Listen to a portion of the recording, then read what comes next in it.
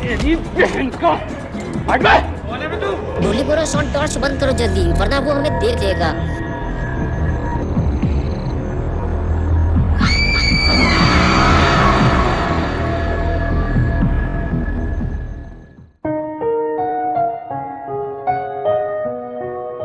बुल्ली ने 2 दिन पहले ही एक पिज्जा स्टोर में डिलीवरी बॉय का काम शुरू किया है। बुल्ली सुबह 10 बजे से रात 10 बजे तक पिज्जा डिलीवर करता है। बुल्ली अपनी शिफ्ट का लास्ट पिज्जा डिलीवर करके जैसे ही स्टोर पहुंचा, बॉस ने बुल्ली को देखते ही डांटना शुरू कर दिया। बुल्ली तुमने टाइम देखा है, पूरे आधे घंटा लेट हो तुम्हें पता होना चाहिए कि हमें टाइम पर पिज्जा डिलीवर करना होता है, वरना इस नुकसान के पैसे तुम्हें अपने पास से देने पड़ेंगे। पिछले आधे घंटे से ये पिज्जा यहाँ पड़ा हुआ है, जाओ इसे जल्दी डिलीवर करो। बुल्ली बोला बॉस मैं अपनी शिफ्ट का लास्ट पिज्जा डिलीवर कर चुका हूँ, 10 बजे मेरी छुट्टी हो चुकी है, मैं अब घर जा रहा हूँ। बॉस ने कहा बुल्ली ये ऑर्डर 10 बजे से पहले का है और इसे डिलीवर करना तुम्हारी जिम्मेदारी है। और एक बात कान खोलकर सुन लो बुल्ली, अगर तुम्हें यहाँ काम करना है तो मेरी बात माननी पड़ेगी, वरना अपना हिसाब किताब करो और चलते बनो यहाँ से। आया कुछ समझ में तुम्हारे? बेचारा बुल्ली अब कुछ कर भी नहीं सकता, उसे ये पिज्जा डिलीवर करना ही होगा वरना उसकी जॉब चली जाएगी। बॉस ने बुल्ली का सारा मूड खराब कर दिया है। बुल्ली ने सोचा था कि अब वो सीधे घर जाएगा और बुल्ली और शॉन के साथ मस्ती करेगा, लेकिन ऐसा नहीं हो पाया।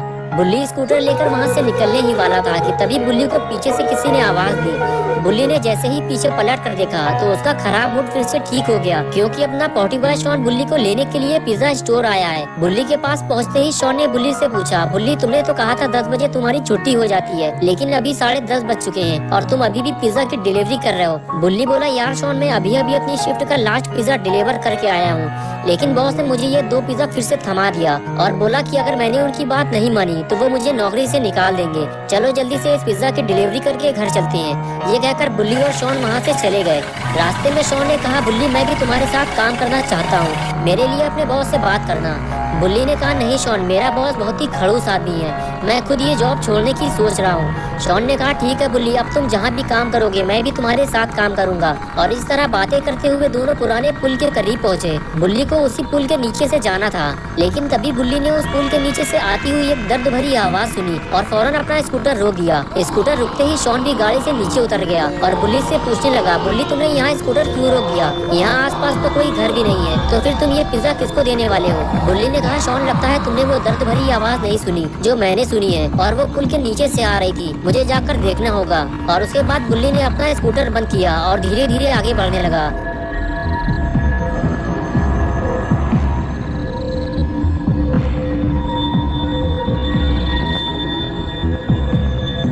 शॉन ने बुल्ली से कहा रुक जा बुल्ली, आगे मत जाना, मुझे वहाँ कुछ गड़बड़ लग रही है, मुझे तो ये समझ में नहीं आ रहा कि वहाँ इतना अंधेरा क्यों है।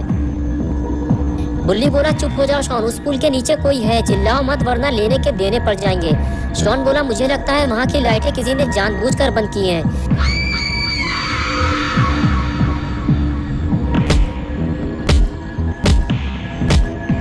बुल्ली बोला शॉन अगर तुम्हारे पास टॉर्च हो तो जल्दी निकालो जल्दी। शॉन बोला हाँ मेरे पास टॉर्च है, अभी निकालता हूँ। बुल्ली ये रही टॉर्च, बताओ अब इसका क्या करना है? बुल्ली बोला टॉर्च सामने मारो शॉन, वहाँ पे कोई खड़ा हुआ है। शॉन ने जैसे ही टॉर्च मारी दोनों के होश उड़ गए।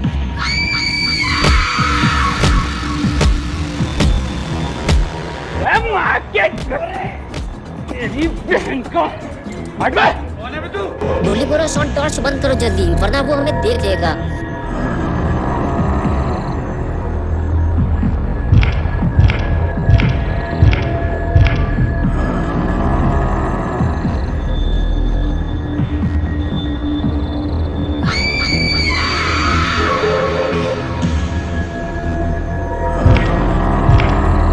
खूनी पीक के वहाँ से जाते ही बुल्ली ने शॉन से कहा शॉन कूदो जल्दी और निकलो यहाँ से।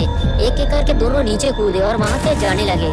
दोनों को इस बात का डर था कि खूनी पीक कभी भी वापस आ सकता है, लेकिन तभी चलते चलते अचानक शॉन रुक गया और टॉर्च मार के कुछ देखने लगा। शॉन के सामने खून से सनी हुई एक बोरी पड़ी थी और उसके अंदर जो भी था वो अब मर चुका था। तभी चलते चलते बुल्ली ने पीछे मुड़ कर देखा तो शॉन उससे काफी दूर खड़ा था। बुल्ली बोला शॉन वहाँ क्या कर रहे हो तुम, तुम्हारा दिमाग तो ठीक है ना? शॉन बोला बुल्ली खूनी पीक ने किसी को बोरी में बंद करके मार दिया है, हमें जल्दी घर वापस चलना चाहिए। बुल्ली ने कहा शॉन हम वापस घर नहीं जा सकते, आज की रात हमें कहीं और गुजारनी पड़ेगी, सुबह होते ही हम यहाँ से निकल जाएंगे। कुछ दूर चलने के बाद बुल्ली और शॉन को एक घर दिखाई दिया जो कि काफी बड़ा था। उस घर की लाइट भी चालू थी, यानी कि उस घर में कोई न कोई तो रहता जरूर होगा। शॉन ने बुल्ली से कहा, बुल्ली हमारी जान बच सकती है अगर आज की रात हमें इस घर में रुकने का मौका मिल जाए तो। बुल्ली ने कहा, मुझे नहीं लगता कोई हमें जाने पहचाने बिना अपने घर में रात गुजारने देगा। हमारे आसपास कोई है शॉन, हमें ये काम जल्दी करना होगा। शॉन बोला, मुझे लगता है आज की रात हम दोनों मरने वाले हैं बुल्ली। हमारे पास खूनी पिग से लड़ने के लिए कोई हथियार भी नहीं है। और फिर दोनों बातें करते हुए घर के दरवाजे तक पहुँचे और दरवाजा पीटने लगे। काफी देर बाद में जब किसी ने दरवाजा नहीं खोला तो बुल्ली ने शॉन से कहा, मुझे नहीं लगता शॉन कोई इतनी रात में हमारे लिए अपने घर का दरवाजा खोलेगा। हमें रात गुजारने के लिए कोई और जगह ढूंढनी होगी। लेकिन तभी अचानक से घर का दरवाजा खुलता है और वो आदमी जिसने दरवाजा खोला था बुल्ली और शॉन पे भड़कने लगता है। कौन हो तुम लोग और क्यों दरवाजा पीट पीट कर तोड़े डाल रहे हो? बुल्ली ने कहा, माफ कीजिएगा सर, हम आपको परेशान नहीं करना चाहते थे लेकिन हमारी जान को खतरा है। मेरा नाम बुल्ली है और मैं एक डिलीवरी बॉय हूँ। मैं अपने दोस्त शॉन के साथ पिज्जा डिलीवरी करने जा रहा था, लेकिन जैसे ही पुराने पुल के पास पहुँचा मैंने एक खूनी को देखा जो पिग की कॉस्ट्यूम पहने हुए था और उसने हमारे सामने ही किसी को बोरी में बंद करके पीट पीट कर मार डाला और अब वो हम दोनों को मारना चाहता है। तभी वो आदमी बोला, देखो मैं तुम्हारी कोई बकवास नहीं सुनना चाहता। मैं सुकून से बिस्तर में लेटकर टाइटैनिक मूवी देख रहा था। जहाज बर्फ से टकराकर डूबने ही वाला था कि तभी तुम दोनों ने दरवाजा पीट पीट कर मेरा दिमाग खराब कर दिया। जाओ चले जाओ यहाँ से, मैं तुम्हारी कोई मदद नहीं कर सकता। ये कहकर उस आदमी ने दरवाजा बंद कर लिया और इसी के साथ बुल्ली और शॉन की सारी उम्मीदों पर पानी फिर गया। लेकिन फिर भी शॉन चिल्लाता रहा, प्लीज अंकल हमें अंदर आने दो, सुबह होते ही हम यहाँ से चले जाएंगे। बुल्ली ने कहा, रहने दो शॉन, मत चिल्लाओ, हमें छुपने की कोई और जगह ढूंढनी होगी। और उसके बाद दोनों छुपने की नई जगह ढूंढने चल दिए।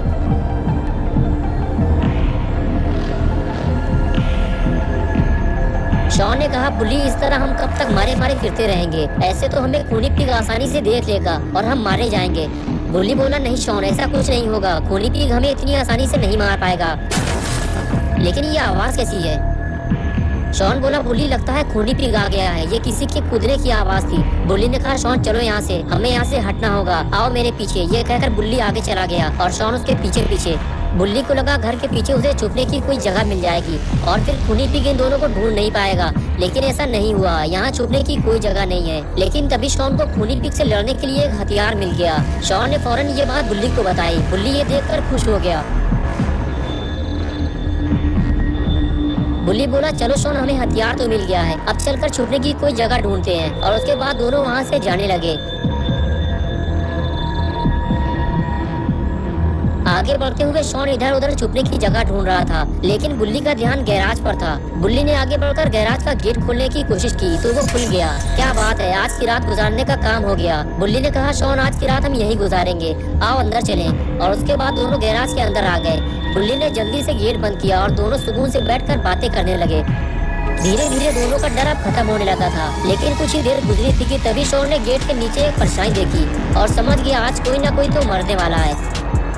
दोस्तों, क्या होगा अब बुल्ली और शॉन का? क्या ये दोनों जिंदा अपने घर वापस जा पाएंगे या फिर आज की रात ये दोनों गैराज के अंदर ही मार दिए जाएंगे? ये सब हम देखेंगे पार्ट 2 में 20 दिसंबर संडे सुबह 8 बजे। तो दोस्तों, अगर आप पार्ट 2 देखना चाहते हैं तो इस वीडियो को लाइक करें, चैनल को सब्सक्राइब करना और बेल आइकन प्रेस करके ऑल नोटिफिकेशन ऑन करना ना भूलें।